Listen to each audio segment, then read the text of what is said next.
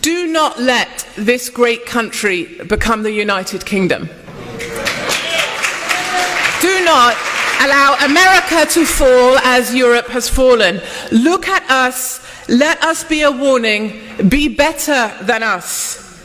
I've watched my country fall apart, and I want to warn others before they let their country do the same. And believe me, I love my country.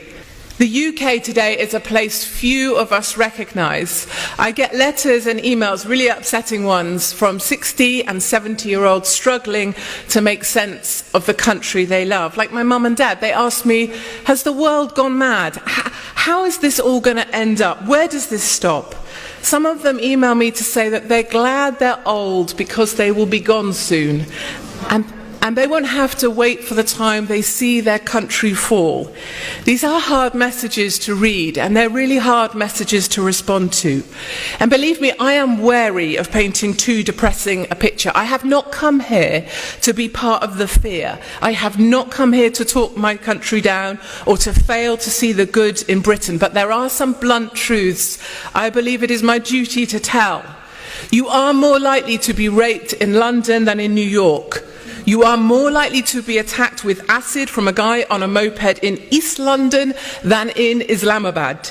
And when it comes to terror, the head of the UK MI5 said the risk is now impossible to contain or to control.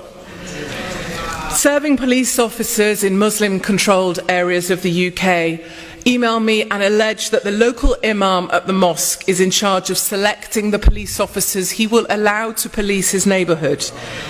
A boy I know wrote to me, he's learning to use his legs again after they were blown apart at the Manchester attack. He does not carry on as normal. Others seem to carry on as normal because what's the alternative? What, hiding in your home? Is that defeat?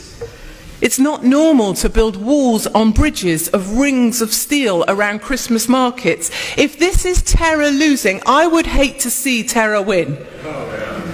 Enough of the candle lights, enough of your hashtags, enough of your heart-shaped gestures at the sky, enough of turning the Eiffel Tower lights on and off. I'm epileptic. Flashing lights don't do me any favour whatsoever. I spent 48 hours in the migrant camp at Calais in France. It's called the jungle, quite appropriate it seems to me, where African migrants masquerading as children and asylum seekers fought their way through tear gas and steel fencing to break into the trucks crossing over from France to Dover to sneak into the UK. My photographer was lynched, his camera was stolen, his wallet taken, he was beaten up, and he went home because he was badly beaten actually. I had my arm dislocated.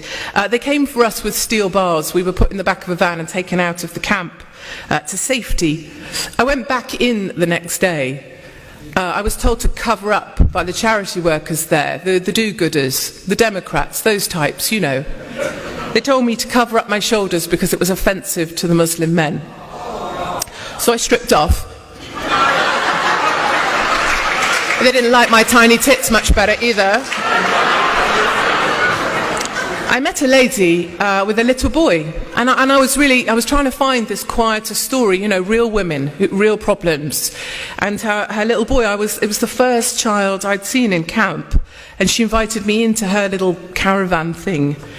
And it turned out her little boy was in fact a little girl, except she dressed him as a boy so that at night the migrant men wouldn't come and try and steal him from her. And I learned a big lesson as well. I was naive.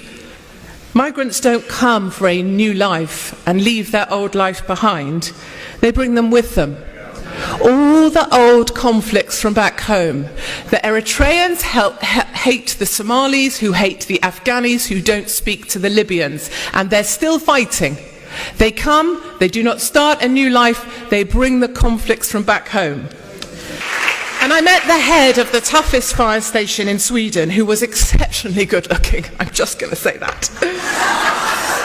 But once I'd moved over on that point, he was now building a bigger fence around the station to stop migrants vandalising the engine, the fire engines, and to stop them coming in and stealing the cutting equipment, which they like to steal.